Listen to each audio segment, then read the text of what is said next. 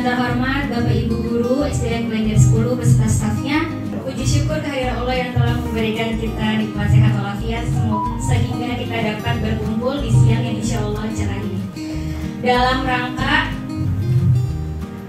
pengimbasan model 1.4 budaya positif. Saya akan membacakan susunan acaranya. Yang pertama adalah sambutan dari Kepala Sekolah SDN Klender 10 pagi. Yang kedua adalah pemaparan materi yang akan dibawakan oleh Ibu Happy Bertalina, SPD. Dan yang ketiga adalah sesi tanya jawab. Sebelum kita memulai acara, alangkah baiknya kita membacakan basmalah terlebih dahulu. Bismillahirrahmanirrahim. Oke, acara yang pertama yaitu sambutan dari Kepala Sekolah yang diwakilkan oleh Wakil Kepala Sekolah Bapak Sultani SPD. Kepadanya kami persilakan.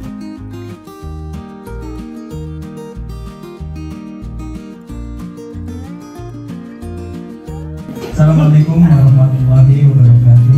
Waalaikumsalam warahmatullahi wabarakatuh. Selamat siang dan salam sejahtera untuk kita semua. Alhamdulillahirabbil alamin wa bihi nasta'in wa ala umuri dunya waddin. Wassalatu wassalamu ala sayyidil mursalin wa ala alihi washabbihi ajmain amma ba'd. Bapak Ibu hadirin, alhamdulillah ya, kita ini SDN Klender 10 sudah ada guru penggerak satu yang udah selesai menjalankan tugasnya, dan sekarang tinggal satu lagi, Bu Happy. Kita doakan mudah-mudahan sukses ya.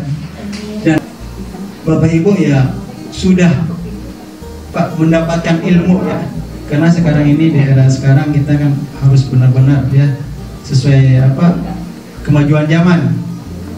Kalau tidak mengikutinya kita akan ketinggalan. Dan sekarang kita duduk bersama, apa yang akan disampaikan Bu Happy, mudah-mudahan kita bisa menerimanya ya, mudah-mudahan bermanfaat ilmu yang diberikan oleh Bu Happy ya. Barangkali dari saya hanya itu saja. Wabillahi taufiq wal hidayah. Assalamualaikum warahmatullahi wabarakatuh.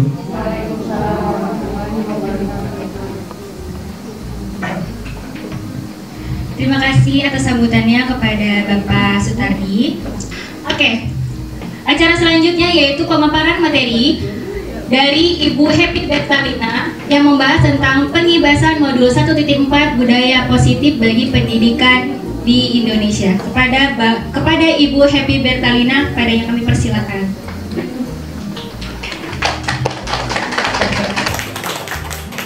Terima kasih ya Bu Arifah. Iya, selamat siang Bapak Ibu Guru semuanya. Terima kasih atas kesediaannya meluangkan waktu untuk mengikuti pengibasan yang akan saya lakukan untuk modul 1.4 dalam pendidikan guru penggerak yang saya ikuti. Nah, di sini saya tidak bermaksud untuk menggurui Bapak dan Ibu guru di sini, tapi saya ingin membagikan hal-hal baik yang saya dapat selama mempelajari modul 1. Jadi di modul 1 itu 1.1, 1.2, 1.3, 1.4. Jadi ada 3 modul dalam pendidikan guru penggerak. Ini baru modul pertamanya. Jadi semoga yang dilihat adalah materinya, jangan dilihat orangnya, dilihat materinya supaya bisa membuat kita terbuka lagi pikirannya untuk lebih baik lagi dalam mengajar. Nah, di sini ada tentang budaya positif. Jadi ada 4 materi yang akan kita diskusikan bersama-sama. Nah, pertama dimulai dari pemikiran Bapak Ki Hajar Dewantara. Emang apa sih pemikiran Bapak Ki Hajar Dewantara? Setelah saya belajar di modul 1 di pendidikan guru penggerak, Pak Ki Hajar Dewantara itu bilang kalau kita itu harus menghadirkan pendidikan yang menghamba. Setelah mempelajari modul ini dalam guru penggerak, filosofis pemikiran Bapak Ki Hajar Dewantara yang pendidikan menghamba itu artinya kita sebagai guru, sebagai orang yang lebih tua itu menuntun murid, menuntun anak untuk menemukan kemerdekaannya dalam tumbuh kembangnya sesuai dengan kodratnya. Maksudnya apa? Ya biarkanlah anak itu merdeka menemukan jati dirinya sendiri, berkembang sendiri yang sesuai dengan kodratnya, kodrat zaman, ataupun kodrat alam di mana dia tinggal dan situasinya, keadaan yang sedang berlangsung kayak gitu. Kita sebagai orang tua ataupun guru itu sifatnya menuntun, memfasilitasi anak biar dia bertumbuh sendiri, bukan kita yang atur dia. Nah, itu menurut konsep pemikiran Bapak Ki Hajar Dewantara. Sehingga guru yang menuntun itu wajib memberikan pembelajaran yang berpihak pada murid. Kalau bahasa singkatnya itu berpusat pada murid gitu. Jadi fokusnya ke murid gitu. Nah, karena kita mau memberikan pembelajaran yang berpihak pada murid, kita harus belajar 5 kebutuhan dasar manusia.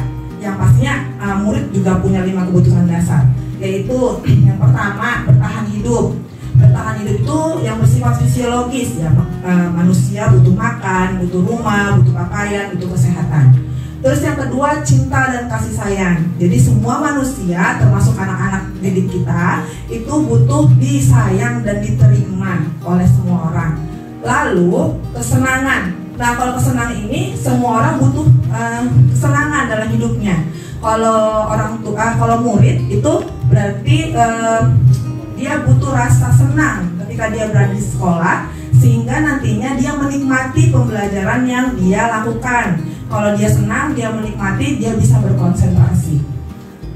Lalu kebebasan berarti setiap orang butuh itu hidup diberi kebebasan untuk bisa mengendalikan arah hidup kita gitu. Jadi aku mau menentukan hidup aku sendiri gitu. Lalu penguasaan, jadi setiap orang atau juga anak butuh terampil dan kompeten sehingga dia bisa berprestasi dan diakui oleh orang lain. Nah, jadi karena 5 kebutuhan dasar itu, jadi apa sih peran guru untuk bisa menghadirkan 5 kebutuhan dasar itu? Nah, peran guru adalah menghadirkan pembelajaran yang memenuhi kebutuhan murid di kelas. Gitu. Lah, tapi kan itu bukan hak kewajiban kita semua. Enggak, kita hanya berusaha untuk menghadirkan pembelajaran yang nantinya 5 kebutuhan itu dimaksimalkan, kita bisa bantu penuhi karena kan setengah waktu anak di sekolah gitu. Nah, apakah penghargaan dan hukuman bisa membantu kita untuk memenuhi kebutuhan anak? Coba, kalau Bapak Ibu guru di sini, menurut Bapak dan Ibu guru, apakah penghargaan dan hukuman itu bisa membantu kita memenuhi kebutuhan itu dalam belajar? Bisa, oke. Ada jawaban lain?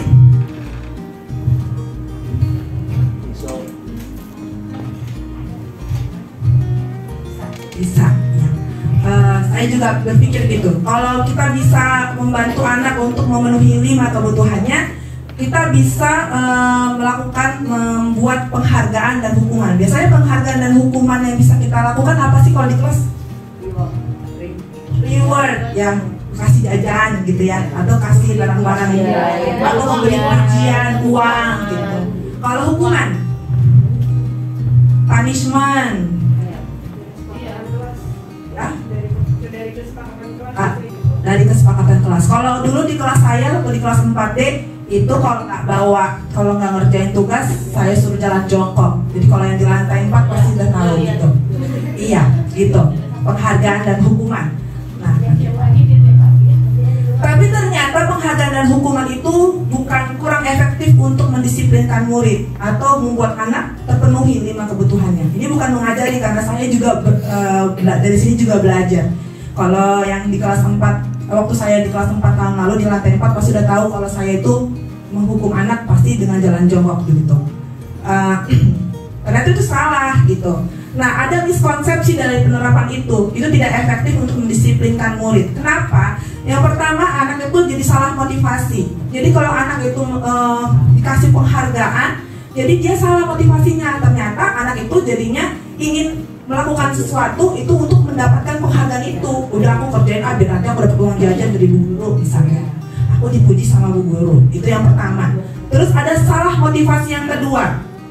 Salah motivasi yang kedua berarti anak itu inginnya hanya menyenangkan guru. Jadi dia berbuat baik atau sopan di depan gurunya. Itu hanya untuk disenangi oleh guru. Kamu anak yang pintar, kamu anak yang hebat gitu. Karena kita selalu memberikan pujian kepada anak yang mengikuti atau yang disiplin gitu di kelas kita. Jadinya apa? Anak nggak jujur, bukan sifat aslinya di situ gitu. Lalu yang kedua, orang jadi kecewa kalau dia nggak dapat penghargaan. Misalnya kita kasih penghargaan ke anak yang lain, anak yang lain jadi kecewa, ih dia mulu yang dapat penghargaan, jadi kecewa. Udahlah, aku nggak usah ngikutin apa yang baik gitu, nggak usah disiplin karena kan aku nggak pernah dapet, jadi kecewa. Atau bisa juga merusak hubungan, jadi dia iri sama temennya, dia lagi gitu, jadi cemburu. Lalu adanya persaingan, tapi persaingannya nggak yang ke arah negatif, yang menimbulkan kecemasan. Aduh gimana nih kalau aku nggak bisa bagus nilainya, nanti aku nggak dapat nilai bagus, nanti aku nggak disayang bu guru, nanti aku tinggal kelas kayak gitu. Itu. Nah terus ternyata penghargaan itu bisa bersifat menghukum.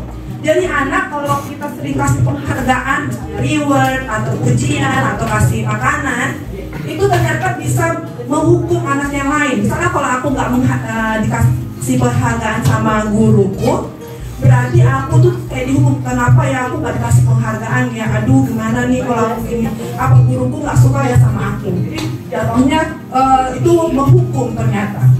Terus sifatnya nagih atau terus menerus. Jadi kalau udah dikasih sekali nih, misalnya dikasih tulis atau dikasih pujian bagus, besok minta lagi, kerjakan yang ini ya nak.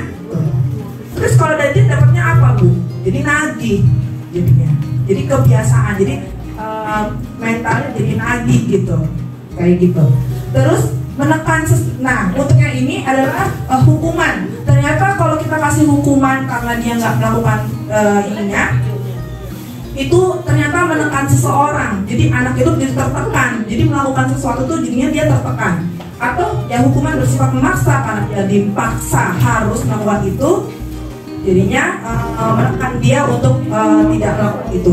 Belajar modul 1.4 yang di dalam guru penggerak ini, jadi saya jadi ngaca sendiri, jadi berefleksi sendiri. Oh ternyata yang saya lakukan di kelas itu ternyata kurang tepat untuk mendisiplinkan anak kayak gitu. Jadi saya belajar hal itu ketika saya belajar ini di akhir tahun di kelas 4. Nah, jadi saat kita berulang kali menjanjikan hadiah kepada anak-anak menurut Alfikon, agar berperilaku bertanggung jawab atau kepada seseorang murid agar mempelajari sesuatu yang baru atau kepada seseorang karyawan agar melakukan pekerjaan yang berkualitas, kita sedang berasumsi mereka tidak dapat melakukannya atau mereka tidak akan memilih untuk melakukannya. Jadi sebenarnya ketika kita memberikan penghargaan atau hukuman kepada anak, kita itu sudah melabel anak, oh kayaknya dia nggak bakal bisa deh, atau kita udah berasumsi gitu, dia nggak akan bisa, makanya yaudah kita kasih penghargaan, atau dia kayaknya nggak bisa ngelakuin, makanya kita kasih hukuman dan penghargaan kayak gitu. Jadi ternyata penghargaan dan hukuman yang biasa kita lakukan di kelas, termasuk saya juga, itu adalah bentuk disiplin yang negatif gitu. Saya jadinya belajar seperti itu.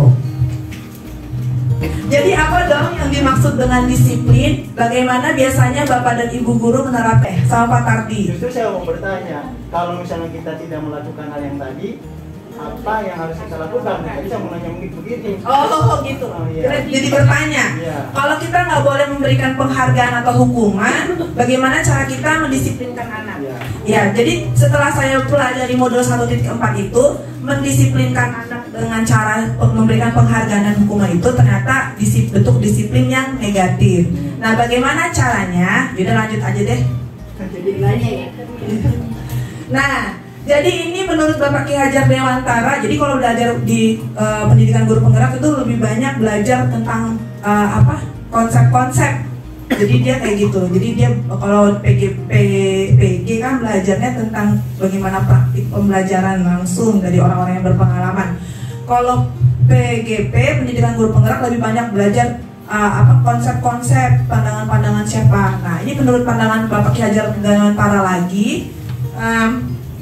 Dia bilang gini, di mana ada kemerdekaan disitulah harus ada disiplin yang kuat. Sungguh pun disiplin itu bersifat self-disiplin, yang yaitu kita sendiri yang mewajibkan kita dengan sekeras-kerasnya, tetapi itu sama aja Sebab jikalau kita tidak cakap dalam melakukan self-disiplin, wajiblah penguasa lain mendisiplinkan kita. Dan peraturan demikian haruslah ada dalam suasana yang merdeka. Nah, kalau kita baca dari sini, saya coba di bold gitu, dikasih tanda. Jadi bagaimana sih caranya kita harus mendisiplinkan anak? Jadi lebih ke, saya bold di sini self-disiplin, yaitu kita sendiri, sama ini dalam suasana yang merdeka. Jadi disiplin, bentuk disiplin yang positif itu harus bagaimana? Harus dalam menumbuhkan kesadaran dirinya anak. Jadi kita tadi kan pendidikan yang menghamba itu kan kita menuntun. Jadi kalau menurut guru penggerak itu yang saya pelajari, kalau disiplin itu kitanya harus menuntun anak untuk tumbuh kesadaran dirinya, motivasi intrinsik gitu, self discipline dalam suasana yang merdeka. Ketika dia tumbuh kesadaran dirinya, dia itu tanpa paksaan akan melakukan sesuatu yang baik kayak gitu. Jadi itu disiplin positifnya, kesadaran diri dan tanpa paksaan melakukannya kayak gitu. Nah, sebagai pendidik, tujuan kita adalah menciptakan anak-anak yang bisa disiplin diri, sehingga mereka bisa berperilaku dengan mengacu pada nilai-nilai kebajikan universal dan motivasi intrinsik, bukan ekstrinsik. Motivasi intrinsik itu maksudnya adalah dia punya kesadaran diri yang timbul dari dirinya. Motivasi ekstrinsik, kesadaran dirinya tidak timbul dari dirinya, ada orang ketiga yang masuk. Misalnya, kalau misalnya kamu mau disiplin, saya kasih ini, atau kamu harus ini benar. Itu motivasinya bukan dari dalam diri, tapi motivasi dari luar. Itu bentuk disiplin yang negatif. Disiplin yang positif harus motivasinya timbul dari dalam diri sendiri, kayak gitu. Nah, di sini ada ciri-ciri nilai kebajikan. Contohnya, nilai kebajikan itu harus menjadi fondasi anak-anak dan kita dalam bertindak. Jadi nilai-nilai kebajikan itu kita dasarnya. Lalu nilai-nilai kebajikan itu harus bersifat universal. Universal berarti bersifat umum yang bisa diterima di segala zaman, semua orang, di setiap masa, sama setiap ruang kayak gitu. Jadi diakuilah sama semua orang. Terus nilai-nilai kebajikan itu harus berupa pernyataan yang positif, jangan pernyataan yang negatif. Dan nilai-nilai kebajikan, tadi kan bilang disiplin positif itu harus mengacu pada nilai-nilai kebajikan. Jadi nilai-nilai kebajikan itu harus disepakati bersama dulu, gitu. Baru nantinya bisa anak-anak mengikutinya. Nah, ini nilai-nilai kebajikan yang saya pelajari. Jadi yang paling pertama itu nilai-nilai kebajikan itu bisa kita lihat dari 6 dimensi profil pelajar Pancasila. Beriman dan bertakwa pada Tuhan Maha Esa dan berakhlak mulia, mandiri, bernalar kritis, berkebinekaan global, bergotong royong dan kreatif.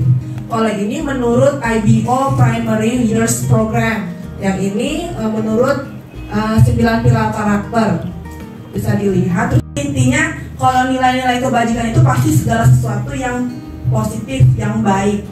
Kalau kesopanan nilai kebajikan enggak? Iya. Terus menghormati orang lain nilai kebajikan enggak? Iya. Kalau menolong nilai kebajikan enggak? Iya. Jadi dari sini disimpulkan nilai-nilai kebajikan itu adalah sesuatu yang positif, yang bisa, yang kita tahu gitu, yang di kehidupan kita sehari-hari gitu. Jadi nggak perlu dihafalin juga. Bersahaja, keteraturan, terus ramah, itu semua adalah nilai-nilai kebajikan. Nah, jadi nilai-nilai kebajikan itu perlu disepakati bersama supaya itu menjadi fondasi kita, guru dan anak-anak untuk bertindak. Nah, kemarin karena ini sudah saya pelajari, jadi saya mulai menerapkan ini di kelas. Nah, jadi cocok karena itu biasanya harus baiknya dibuat di awal pembelajaran, di tahun ajaran. Jadi di minggu pertama kemarin saya di kelas, saya sudah membuat keyakinan kelas. Keyakinan kelas ini maksudnya adalah nilai-nilai kebajikan apa yang bisa kita terapkan di kelas kita. sehingga nantinya orang luar bisa melihat kita dengan nilai ini. Jadi nggak hanya nggak hanya murid yang punya nilai ini, jadi guru. Jadi awalnya saya tanya ke anak-anak, kira-kira peraturan apa nih? Karena di kelas dulu saya pakai kesepakatan kelas kan, di kelas 4D dulu. Nah ternyata kesepakatan kelas ini saya mau ke arah yang nilai, mengacu ke nilai, supaya anak-anak lebih paham gitu. Peraturannya mereka tulis. Nah kan ada dia bilang jaga kebersihan, terus kerjasama, banyaklah dia bikin peraturan-peraturannya. Saya minta mereka menuliskan di papan tulis. Setelah mereka menuliskan di papan tulis, saya kelompokkan. Nah kalau yang ini kira-kira nilainya apa ya? Ada ini, ada ini, ada ini. Oh itu ketertiban Bu. Kalau yang ini nilainya apa ya? Kalau ini nilainya apa? Jadi jadilah 5 nilai kebajikan yang saya sama anak-anak sepakati bersama. Jadi tertib, disiplin, kami guru dan murid yang peduli lingkungan, kami guru dan murid yang sopan santun, dan kami guru dan murid yang saling menghormati. Nah, supaya ini jadi kesepakatan bersama, akhirnya saya sepakatilah bersama sama anak-anak dengan tanda tangan, dan itu ditaruh di depan kelas supaya setiap paginya anak-anak membacakan keyakinan kelas ini bersama-sama di awal pembelajaran. Jadi anak-anak ingat bahwa ini adalah nilai-nilai yang kita sepakati bersama di dalam kelas, kayak gitu. Ya, tadi kan kita belajar tentang nilai-nilai kebajikan untuk mendisiplinkan anak. Ternyata menurut Diane Gosan itu ada 5 posisi kontrol guru ketika kita berada di tengah anak-anak. Yang pertama penghukum, yang kedua merasa bersalah, yang ketiga teman, yang keempat pemantau, yang kelima manajer. Yang pertama penghukum. Kalau penghukum itu biasanya hukumannya fisik atau verbal yang bersifat menekan. Biasanya gini bilangnya guru. Jadi posisi kontrol ini bagaimana cara guru menangani anak yang bermasalah atau mendisiplinkan anak. Kalau posisi penghukum biasanya gini, patuhi aturan saya, awas ya, pokoknya semuanya harus ikutin aturan ibu. Atau kamu salah, kamu nggak boleh, kamu selalu saja terlambat. Misalnya kalau terlambat, itu menghukum namanya. Kita berada dalam posisi menghukum. Terus kalau anak berbuat salah, terus posisi kita pembuat merasa bersalah, biasanya suaranya lebih lembut, tapi tajam gitu. Atau anak membuat anak tidak merasa nyaman atau bersalah atau rendah diri. Misalnya dia terlambat. Ibu kecewa banget sama kamu nak, kamu selalu saja terlambat. Berapa kali sih ibu harus bilang jangan terlambat? Kalau begini kan ibu kan jadi sedih. Itu berarti membuat anak merasa bersalah. Terus yang ketiga teman. Jadi kalau teman ini hubungan yang terjalin antara guru dan murid itu baik gitu. Jadi biasanya guru bersifat persuasif ketika menangani anak yang bermasalah gitu. Misalnya, ayo bantulah demi bapak ya. Atau ya udah kali ini aja ya, nanti ibu yang bereskan. Atau misalnya gini, misalnya anak terlambat sekolah, terus datang, Bu saya terlambat. Terus posisi kontrol teman yang kalau misalnya guru jadi posisi kontrol teman, dia bilang gini, Bu kenapa terlambat terus sih? Terus nanti ibu dimarahin loh sama kepala sekolah kalau kayak gini. Atau nanti ibu dimarahin, nanti ibu juga ditegur loh kalau kamu juga berisik kelasnya gitu. Itu posisi teman. Nah kalau posisi pemantau itu guru bertanggung jawab atas perilaku murid. Jadi dia biasanya mengaitkan ke konsekuensi atau peraturan yang ada. Misalnya kalau anak terlambat, dia langsung bilang, kira-kira kalau terlambat peraturannya apa ya? Kira-kira sanksinya apa ya kalau terlambat? Sudah berapa kali nih kamu terlambat seperti ini? Jadi dia bertanya kepada anak. Nah yang terakhir adalah posisi manajer. Murid mempertanggungjawabkan kesalahannya dan menemukan solusi dari perbuatannya. Biasanya dia akan mengaitkan ke nilai-nilai kebajikan yang sudah disepakati bersama. Jadi tinggal ditanya, apa yang kita yakini? Apakah kamu meyakininya? Apakah kamu bersedia memperbaikinya? Kayak gitu. Nah dari sini kira-kira yang mana nih yang posisi kontrol guru yang terbaik kira-kira Bapak Ibu? Kalau kita Bapak Ibu biasanya nomor berapa nih? Semuanya kena itu. Hah? Semuanya ya? Kalau saya dulu nomor 1 sama nomor 2. Iya. Pokoknya ikutin aturan ibu, ini instruksinya. Ikutin instruksinya, coba dengarkan instruksinya. Atau ini ya, kalau kamu gitu terus nak, ibu jadi sedih. Nah, itu berarti dia menangkap hatinya anak gitu. Tapi anak jadi ya ibu jadi sedih ya gitu. Jadi dulu saya 1 atau 2. Ya 3 juga ya, sekali 3. Tapi ternyata yang paling baik itu 5 gitu.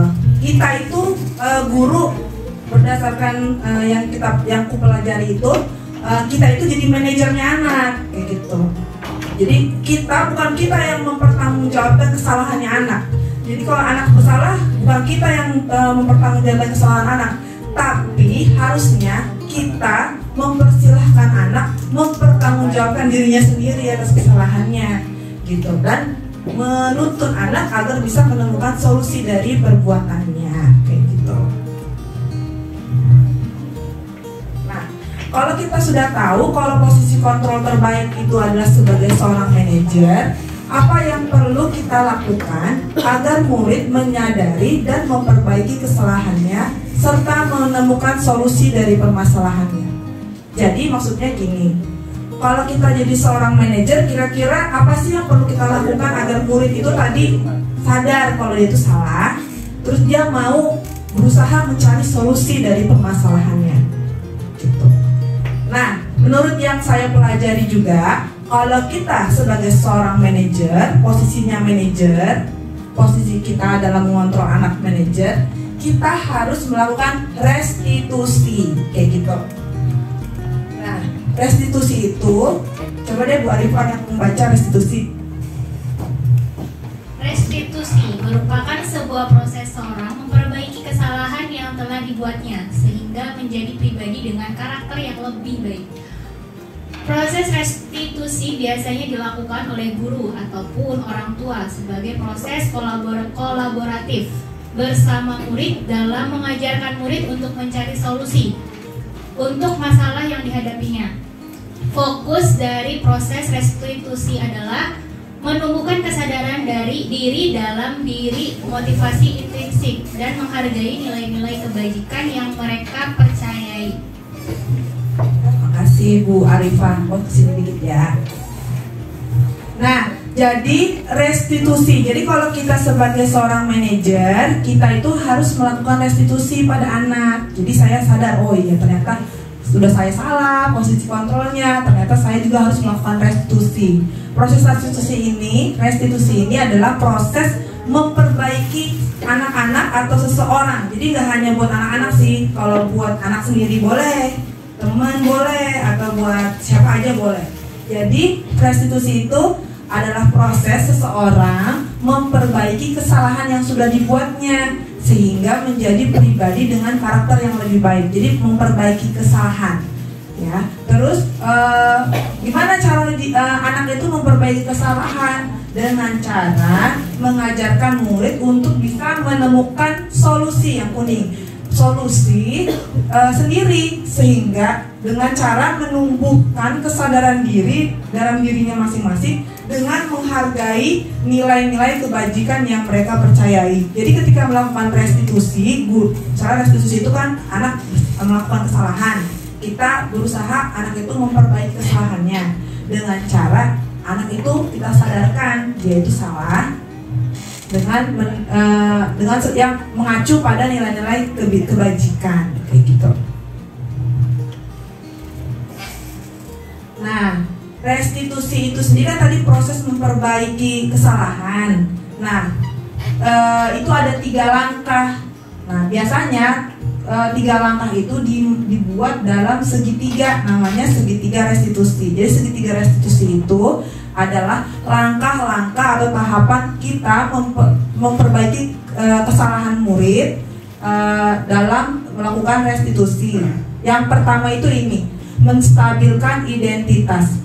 Setiap orang biasanya gini, prinsipnya guru ketika menstabilkan identitas itu setiap orang kita harus sadar bahwa setiap orang pasti pernah melakukan kesalahan, atau murid kita yang bersalah itu bukan satu-satunya orang yang pernah melakukan ini. Jadi ada kita menstabilkan identitas murid dulu ketika anak bersalah. Supaya apa? Supaya anak bisa terbuka gitu ketika kita ajak diskusi. Jadi nggak apa-apa kok kamu, semua orang pernah kok mau berbuat salah gitu.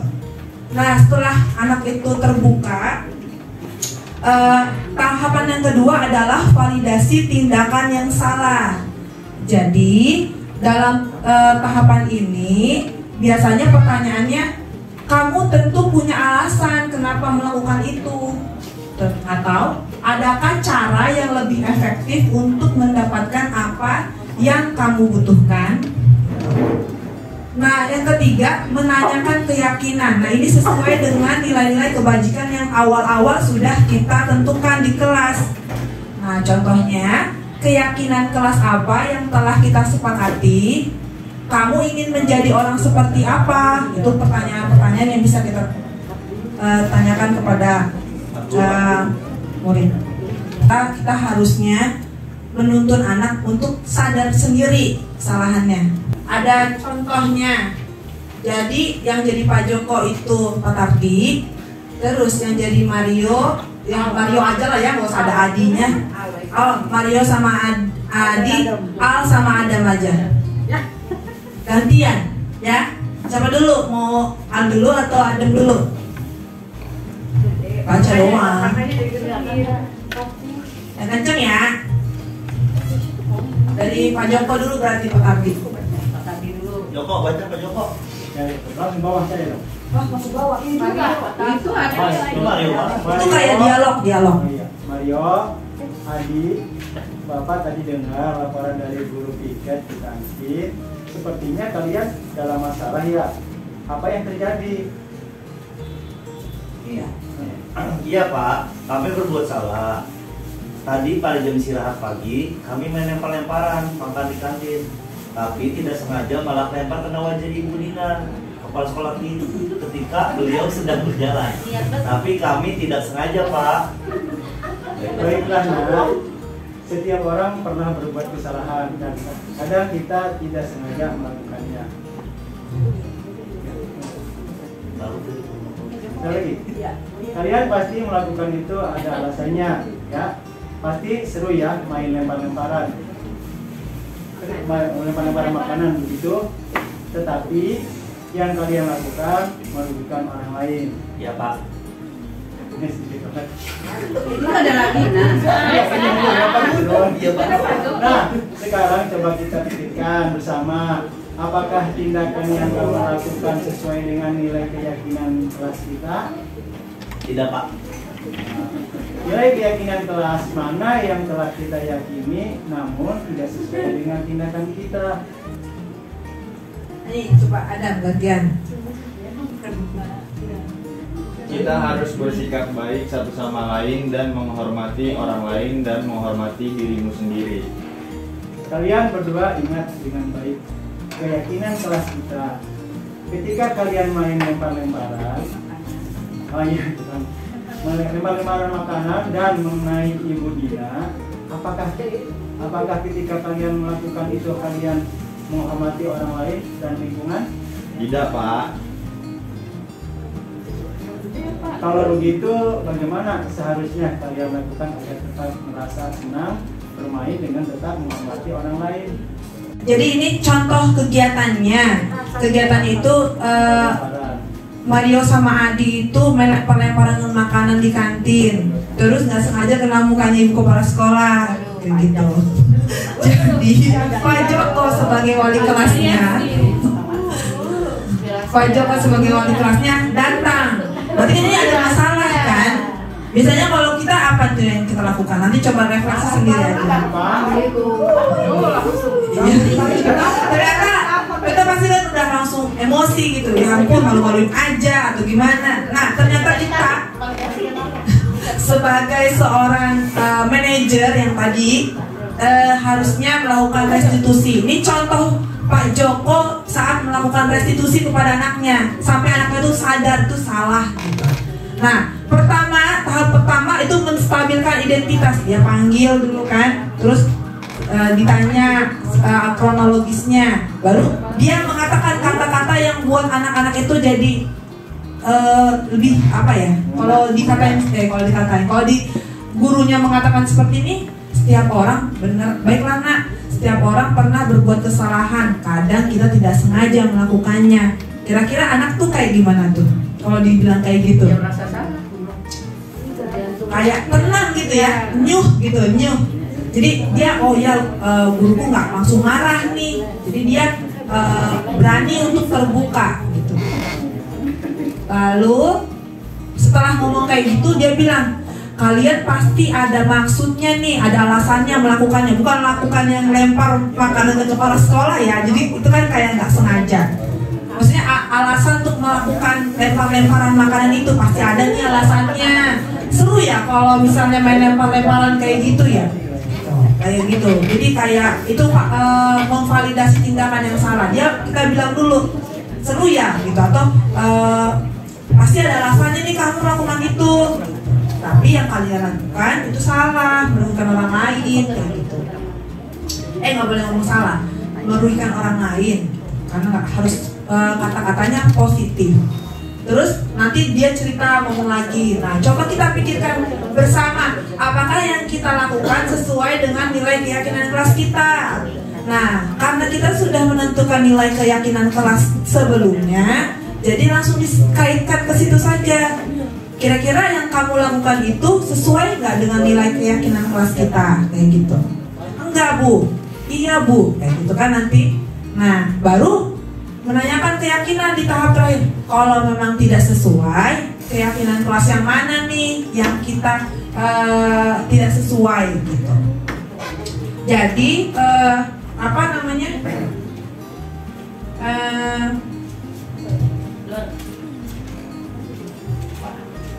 Ya, jadi dikaitkannya kayak gitu. Karena kita kan biasanya kalau kita kan guru awal-awal ceramah dulu ya kalau di kelas ya. Mungkin kadang-kadang nggak mungkin langsung belajar juga tentang ngomong apa, ada masalah apa di kelas. Nah, coba bisa dimasukin deh tuh. Kita punya nilai-nilai nih. Kita punya nih, kira-kira kita harus menjunjung tinggi nilai apa nih di kelas. Nanti kalau anak melakukan kesalahan bisa tuh dikaitkan dengan nilai itu. Gitu. Oke, mau Bu Epi, boleh? Oke, mungkin kalau guru kelasnya bisa berbicara seperti itu ya. Tapi bagi yang penanya, Bu, siapa tadi yang itu? Bu gurunya, apakah tidak maki-maki itu? Nah, guru kan dia guru sendiri kan, jadi itu juga guru. Nah, kalau kita sebagai guru kan mungkin bisa aja mengarahkan seperti itu.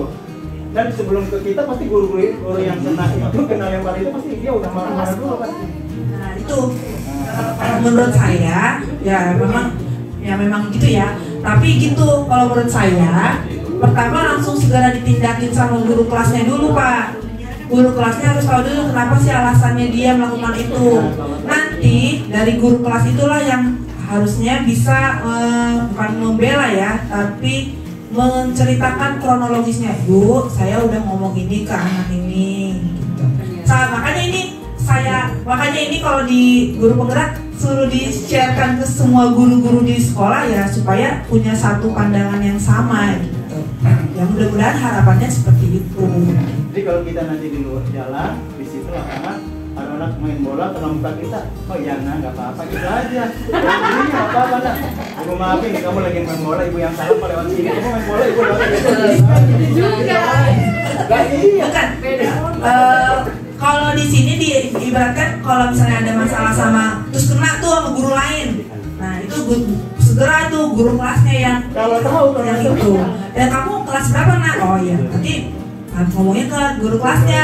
Nanti guru kelasnya, karena guru kelasnya yang punya kedekatan yang lebih dekat gitu. Iya, itu teori bener. Pas saya baca ini juga lama betul ini merestitusi ini ya, gitu. Tapi nanti saya udah coba lakuin juga. Ini bukan fake ya, tapi sudah pernah melakukannya. Nanti saya coba kasih tahu apa efeknya di kelas saya. Nah, ini adalah aksi nyata yang sudah saya lakukan. Jadi kalau di kelas saya ini lagi lagi booming-boomingnya ngomong kasar gitu ya, ngomong kotor gitu, ngomong-ngomong kotor gitu. Gak tahu, gak hanya satu orang. Jadi permasalahannya itu lagi sering ngomong kotor gitu di kelas saya. Ini kami guru dan murid yang sopan dan santun, dan kami guru yang murid yang saling menghormati. Jadi pas, ternyata pas ketika itu mereka melakukan kesalahan juga gitu kan, dan mereka berkata kotor. Dua yang melakukan kesalahan, dua-duanya ngomong kotor kayak gitu. Jadi pas. Nah, terus akhirnya saya melakukan restitusi ke dua anak ini, satu Fabian, satu Afsar.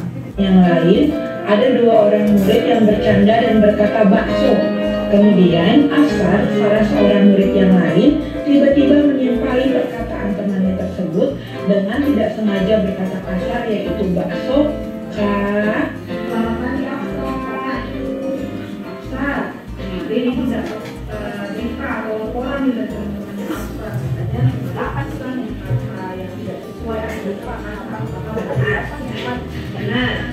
Oke, itu bagaimana tuh ceritanya, itu kejadiannya, boleh nggak diceritakan?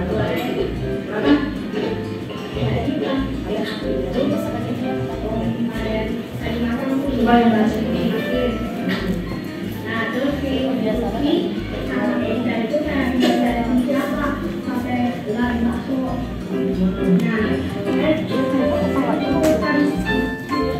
Oh, seperti itu. Jadi karena ketika mengerjakan tugas, terus bernyanyi, lalu Afsar keceplosan menimpali seperti itu ya, berkata kasar. Oke, nah berarti karena keceplosan seperti itu ya, memang kata-kata itu didapat dari mana, Afsar?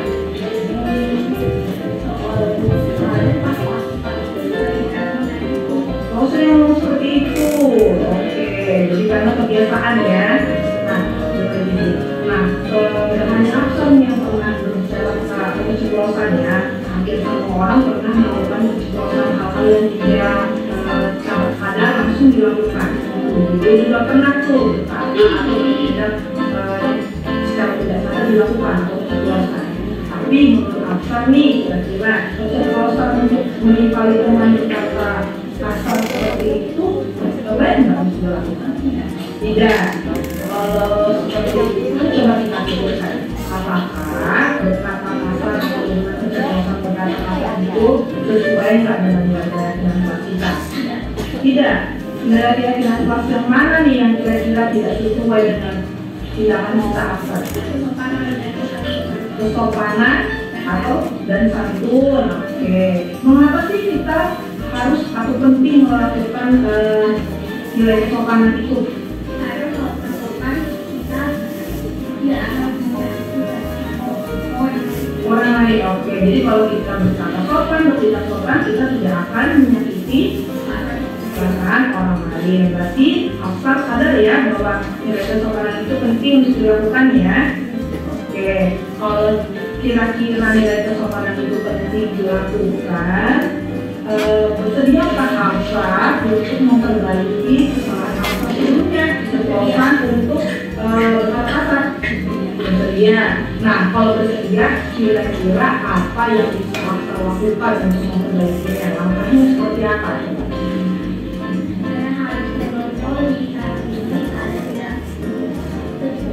Oke, berarti Afsar harus mengontrol diri Afsar sendiri agar tidak keceplosan ya, dan tidak usah diulangi lagi yang kegiatan ataupun hal-hal yang dilakukan di tempat ya, supaya Afsar bisa tidak berkata kasar seperti itu.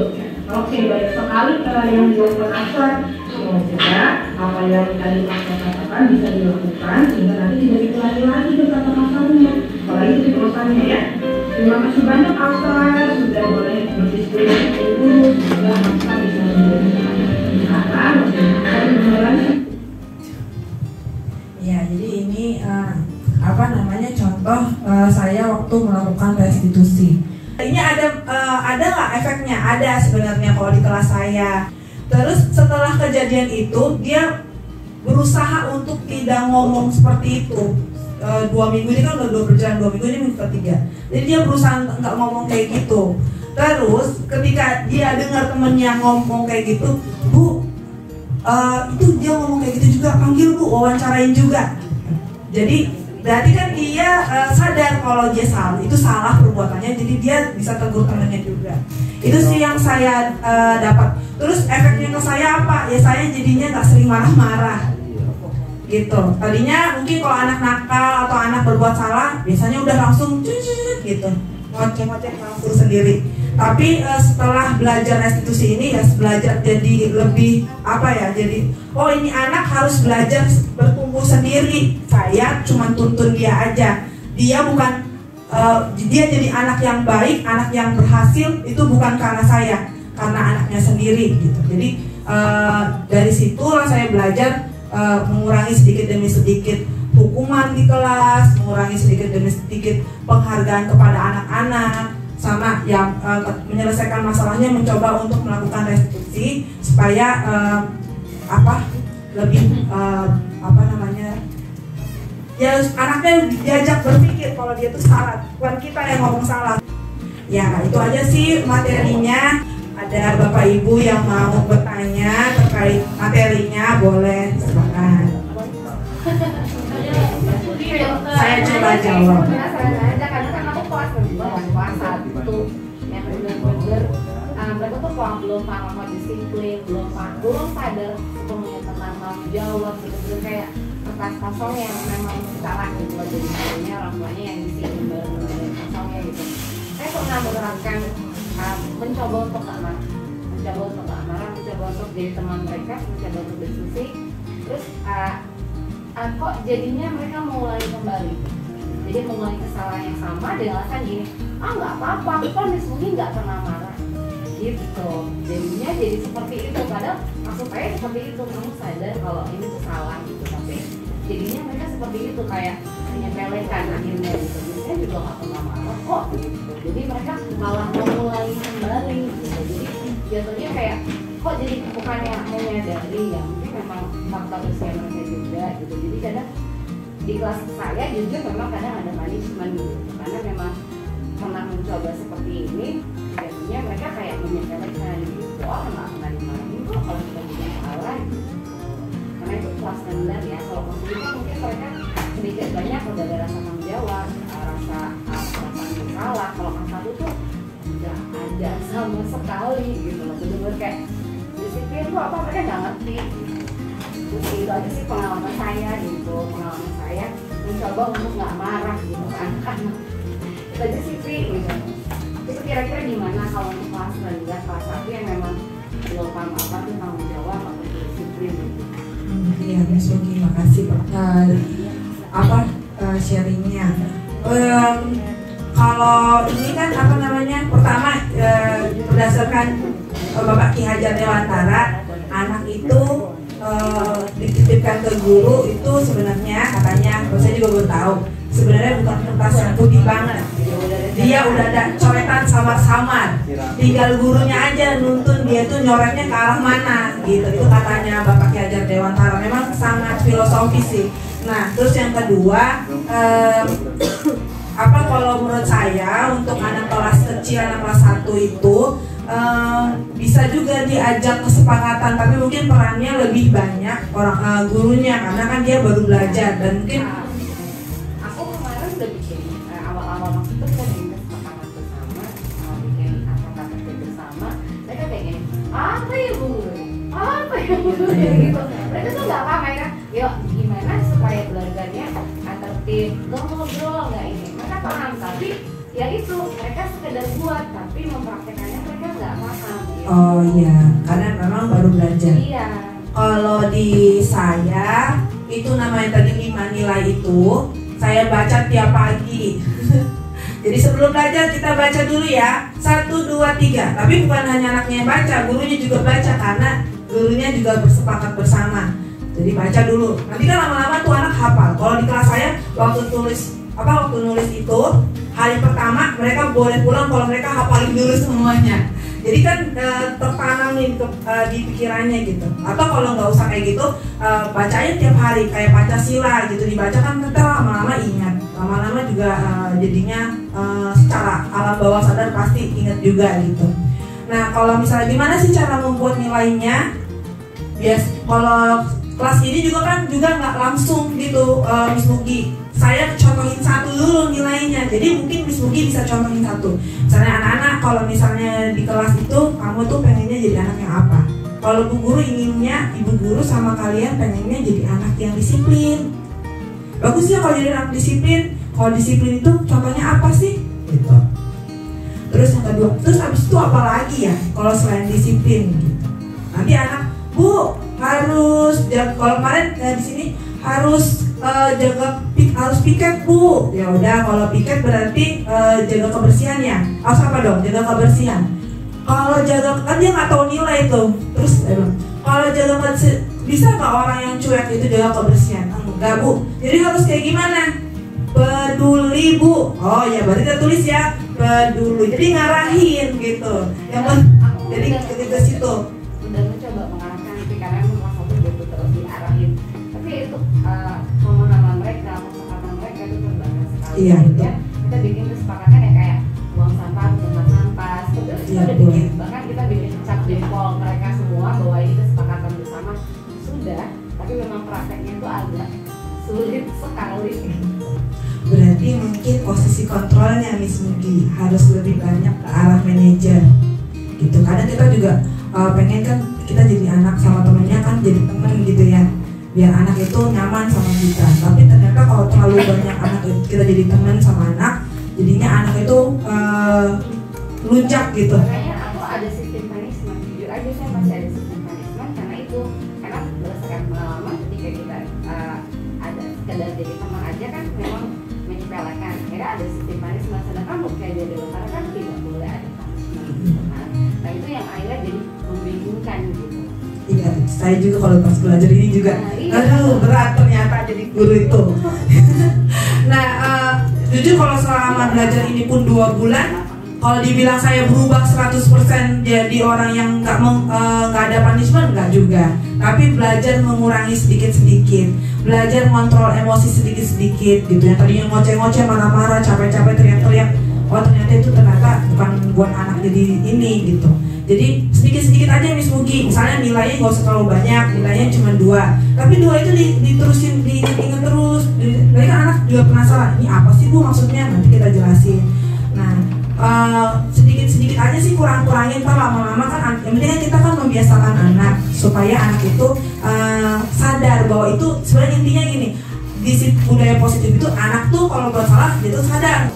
Jadi bagaimana supaya menyadarkan anak di Marakut seperti ini supaya paham, oh ternyata hari Senin tanpa kita harus memberitahu kamu nggak pakai topi gini, dia sadar terhadap dirinya sendiri. Beberapa ini kan banyak banget tuh setiap hari Senin kan tidak pakai topi dan segala macamnya itu.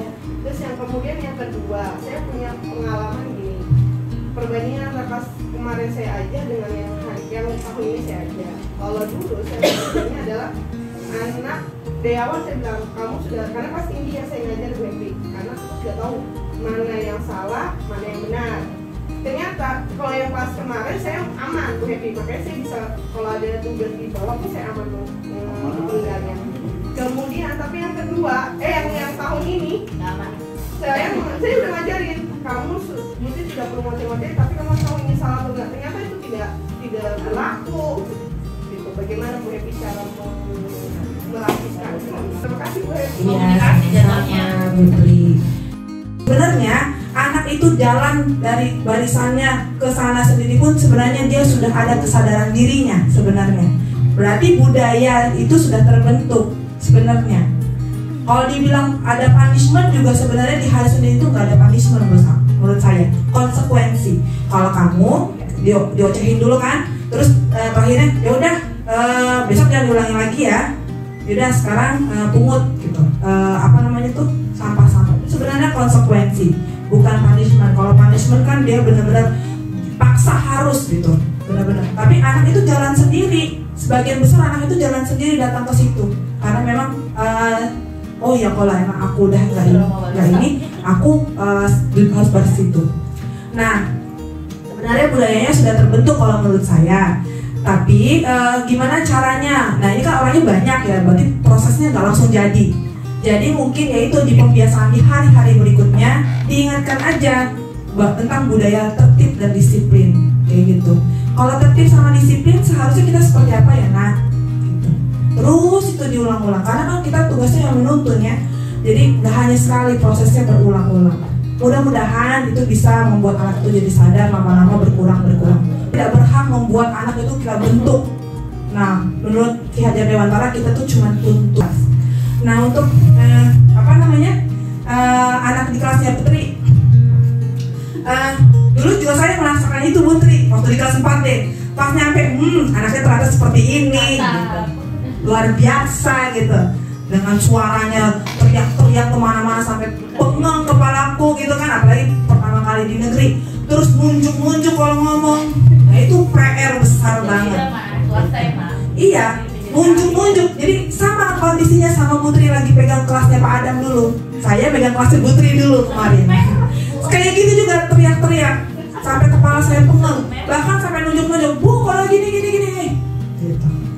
Itu PR besar buat saya juga. Tapi yang saya lakukan yaitu saya buat kesepakatan kelas dulu di awal. Ini kan kelasnya dulu nih, ada kesepakatan kelasnya di awal karena ya kesepakatan kelas. Nah, terus dibuat dulu dari situ lama-lama. Gak cuma 1 minggu, gak cuma 2 minggu, berbulan-bulan. Gitu. Kita nggak bisa ubah anak langsung seminggu 2 minggu. Itu kan baru Putri. Jadi mungkin anak Putri yang dulu juga kan berbulan-bulan dulu baru bisa seperti itu.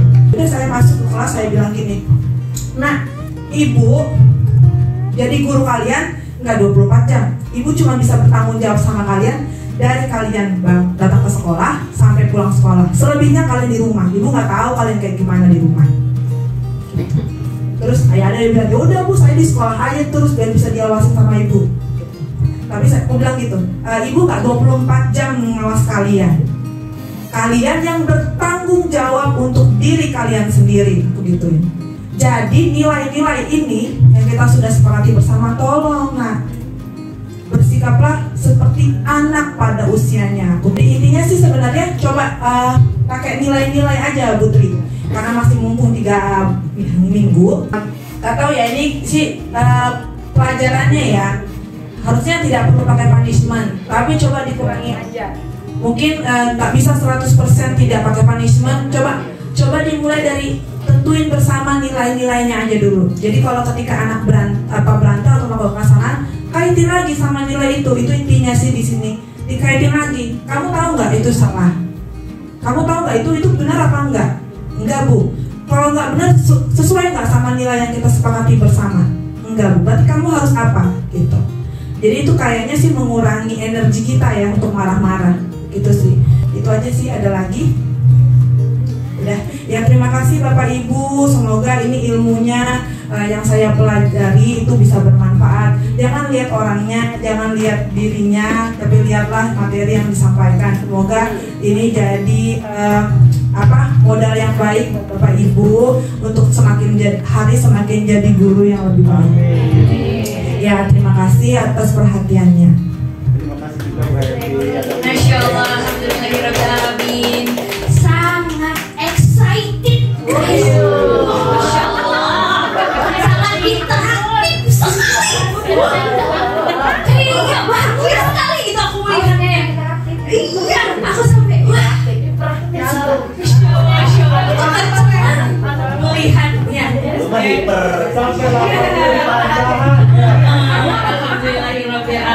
Oke, alhamdulillah acaranya telah selesai. Semoga ilmunya yang diberikan Bu Happy bisa bermanfaat untuk kita semua, bisa diterapkan ya. Tidak ada hukuman kalender 10. Alhamdulillah kita tutup sesi diskusi ini dengan membaca hamdalah bersama. Alhamdulillahirrahmanirrahim. Assalamualaikum warahmatullahi wabarakatuh. Oke, Assalamualaikum warahmatullahi wabarakatuh. Perkenalkan, nama saya Ibu Mulyati. Saya dari SD Negeri 10 Pagi. Saya adalah rekan dari Ibu Happy Bertalina Sitio. Dan kemarin saya baru mengikuti pembiasaan yang dilakukan oleh Bu Happy tentang disiplin positif Ki Hajar Dewantara. Ada banyak sekali hal-hal positif yang saya dapatkan dari pemaparan yang beliau sampaikan. Sebelumnya saya masih menerapkan punishment dan reward kepada peserta didik saya, di mana ketika mereka membuat suatu kesalahan, saya akan otomatis membuat punishment untuk mereka, dan ketika mereka membuat hal yang positif, saya otomatis juga memberikan reward. Setelah saya mendapatkan pemaparan, banyak hal atau hal-hal baru yang saya dapatkan. Salah satunya adalah bagaimana menghadapi siswa dan siswi yang bermasalah tanpa punishment, dan bagaimana menghargai siswa dan siswi yang berprestasi tanpa reward. Saya berharap dengan pemaparan yang disampaikan Bu Happy, saya bisa berproses untuk menerapkan apa yang saya dapatkan di kelas saya, dan semoga untuk Bu Happy kedepannya semakin banyak ilmu yang bisa di-sharing untuk guru-guru yang ada di sekolahnya. Demikian yang bisa saya sampaikan. Wassalamualaikum warahmatullahi wabarakatuh.